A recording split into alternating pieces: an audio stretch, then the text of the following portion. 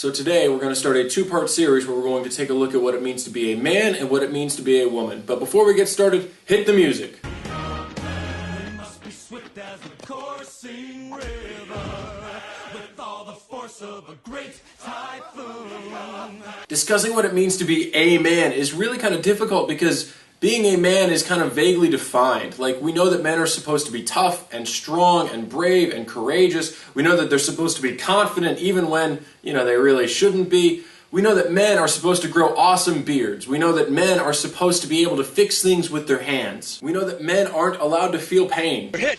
You're bleeding, man. I ain't got time to bleed.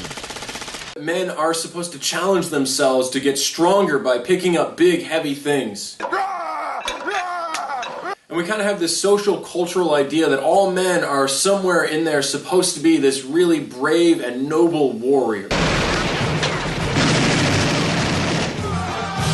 And then somewhere underneath this tough exterior, men are supposed to have this tender heart of gold. We're supposed to be caring and compassionate, kind-hearted, and loving. We're supposed to be tender towards our children and passionately romantic towards our wives, and then compassionate enough to rescue kittens from trees. In short, a lot of guys are left feeling like we're supposed to look like this, or this, or this. The problem is no one can live up to all of these expectations. There is no person who is always tough and always strong. No man is always able to be confident. I'm able to get up and talk about God and sex in the Bible in front of thousands of people. But if you put me in front of a lady I want to ask out, I turn into a stammering idiot. You want to, I don't know, or we could do something else, or we could, if you don't, we could. And I think this fear of failure, this inability to live up to the social expectation of what makes a man, is why we see so many guys not actually trying to be men in the world around us. I think it's why we see so many men who are frankly bumbling idiots, who stagger out of bed simply so that they can get food and try to have sex and then repeat the process the next day. Because it's really hard to be disappointed if you're just going to be selfish. And then there's the fact that society is now starting to have these hyper-idealized images of what men are supposed to be. I am not able to do a lot of home repairs. I am not able to grow a beard, and I'm really not that good at picking up big, heavy things.